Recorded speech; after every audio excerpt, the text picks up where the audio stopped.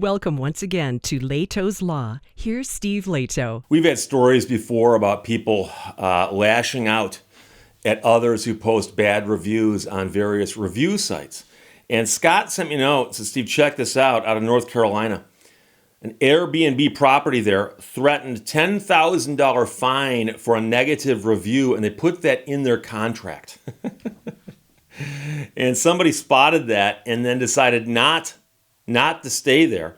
But the news got involved. They contacted Airbnb, and Airbnb says that that's actually not legal under their rules for how the agreements work. But of course, there's so many listings on Airbnb, apparently, that they can't police them all. And so sometimes stuff like this will slip through. So Jason Stegenke wrote this for WSOCTV.com. A Statesville, North Carolina man was planning a vacation, but he backed out from renting where he was going to when he saw one of the rules for the Airbnb he was looking at. He and his wife and their dog Lincoln, name of the dog, Lincoln. I've never heard of a dog named Lincoln before. They were heading off the mountains, and so the man went on Airbnb and found an interesting rental that they thought they might enjoy, along with their dog Lincoln. It was a really cool old renovated motor home, so we thought it would be a great way to check it out, he said. Plus, the host was a super host, which, according to Airbnb, means highly rated, experienced, reliable, and responsive. So you think, well, they're a super host with an unusual rental in the mountains. That sounds like fun. So he booked the rental. But on the way there, something made him think that he should maybe double check the host's rules one more time. And he noticed rule number 16. Rule number 16. Guest may not leave a negative review in online forums if the guest has violated this rental agreement. Guest agrees to pay homeowner a $10,000 penalty should guest violate this rental agreement and then post a negative review on any online forum. And both onlines are followed by a parenthetical digital. And now you'll notice it says you may not leave a negative review if you violated this agreement. But the question is, what constitutes a violation of the agreement? And so if you stay there and you have a bad experience and you post a negative review, apparently the host can say, I believe you violated the agreement by, and name something you violated the agreement by. Like, for instance, your dog Lincoln was there and we found a couple dog hairs underneath the couch. You didn't clean up properly. Oh, and you posted a negative review, that's $10,000.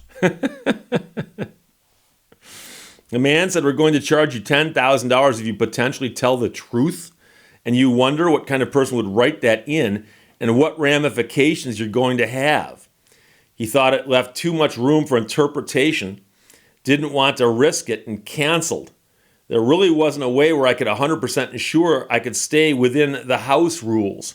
And that's the concern. A lot of these things would be gray areas about, cleaning up after yourself and so on. He thought it left too much room for interpretation, but it was gnawing at him. You just reached the point where you can't turn away. It's a hard thing to accept, he said. It just seemed to undermine the principles that initially made me really love the Airbnb experience. Now, I'll admit, I have never stayed at an Airbnb. I've heard too many horror stories. I have never done it. I would also never consider being an Airbnb host because I don't like the idea of being a landlord or anything of that sort. I just don't want to do that. I know people who've got rentals that they Airbnb. I also know people who have stayed at Airbnbs. But if you ever want to spend an afternoon just horrified, go onto Google and type in the phrase Airbnb nightmares and read the articles about the crazy stuff that's happened with Airbnbs. So, for instance, there are companies out there that have bought up entire buildings of apartment complexes and turned them into Airbnbs.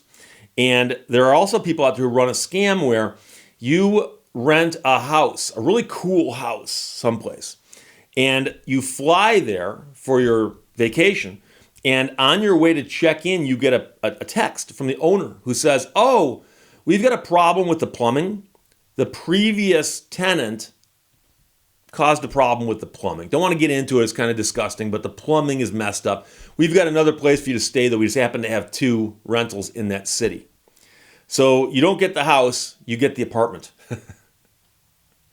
And it turns out anybody who tries to rent that house gets the apartment because they got a bunch of apartments. They might not even have a house. And so the weird thing is that because you've already invested in this and flown to the city, and you're being told this as you're driving to check in, you don't have much choice. And if you complain to Airbnb, guess what? Crickets. And if you complain to the host, they go, what do you want us to do? We've got problems with the plumbing, despite the fact they tell it to every single person who's checking into that house. So if you want to find that story, there was a great investigative article. I forgot who wrote it, but you can find it. Type in Airbnb nightmare plumbing, and you'll find it. So this man contacted Airbnb, and he also contacted Action 9's Jason Stegenke, who is from WSOC TV, Action 9. Stegenke checked with the company that is Airbnb, and it said that the host's rules violated Airbnb's rules, specifically the rule that prohibits extortion. They actually had to give them a rule that says, by the way, you as an Airbnb host cannot extort your guests. I mean, the company said it would contact the host right away, and a few hours later, the rule no longer appeared on the website. Now, Stegenke noticed that the host owned 5 other properties. None of those had the rule either when he checked again. So if the rules were there, we don't know, but they're not there now. As for the host's side of the story, Action 9 tried contacting her several ways, but she did not respond in time for this report. Stegenke says, always read the fine print no matter who you book reservations with. If you think an Airbnb host is breaking the company's rules, you can report it on their website. But of course, you don't want to find out that they're breaking the rules after you've checked in. You want to find out what those rules are before you book and maybe consider someplace else. But we've seen stories like this where people have written in to Airbnb and elsewhere that if you write a bad review of us, either we're going to hit you for some money or we'll sue you. And we've heard of people being sued, and I believe we've even heard of people being arrested in other countries. Now, I don't think you can get arrested in the U.S. for writing a bad review, although with my luck, someone's going to say, hey, Steve, I'm familiar with a case where it actually happened. But generally speaking, we've heard of a few wacky cases where people got upset and filed lawsuits. And the allegation, of course, is that these people have libeled us because they've written false things about us and it's harmed us. And of course, Yelp and sites like that seem to be asking you to write about your experiences places. But I'm not sure what the data is. But I'd be curious to know how many people who have posted reviews on sites, whether it be Yelp or Amazon or any place that accepts comments from people, how many people have been sued for posting things there. But yeah, here it would just simply be a $10,000 charge, a $10,000 charge. So apparently, the way that would have worked is you stay there. You stay there and you have an okay time and something happens. Something happens. You leave and you go, you know something, overall it was a negative experience. So you go on to the Airbnb site where you can rate it and you say, I had a bad experience, and you say, I had a bad experience. Well, these people know who you are because you just stayed there and they have your name and address and all that other information, I assume. So they have the information. So they go, oh, they can send you a bill and go, you now owe us $10,000. Now the question is, if you didn't pay the $10,000, the next step would be for them to go into court and sue you for it. And they'd have to get a judge to buy the fact that that clause in the contract is enforceable. Now, a court will enforce an agreement that two parties have reached, but they'll often look at something when it's buried in the boilerplate and go, okay, chances are nobody reads that far. Of course, it's their own fault for not reading that far. But do they really expect there'll be something crazy in there like that? And how crazy is that? That you get a hit for a $10,000 charge for writing a bad review? So I can imagine judges going, I'm not going to enforce that. Sorry. But of course, it's just something hanging out there.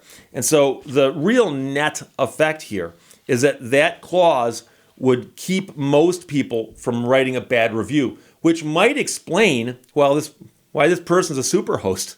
They've had no bad reviews. It's like the mafia guys at the end of the block. They've had no bad reviews. Of Gee, I wonder why.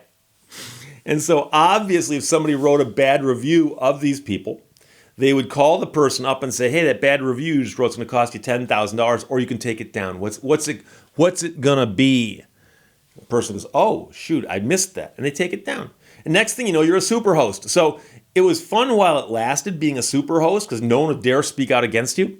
We'll see what happens to their ratings going forward now they haven't got that big hammer to hang over the visitors' heads. So North Carolina Airbnb property threatened a $10,000 fee for a negative review. Jason Steganke wrote that for WSOC TV. Scott sent it. Thanks a lot. Questions or comments, put them below. Let's talk to you later. Bye-bye. Thank you for watching Lehto's Law.